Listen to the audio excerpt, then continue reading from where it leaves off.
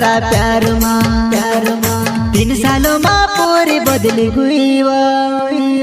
समझ मने आयो तारो प्यार हो मार साथ माँ खेल रहली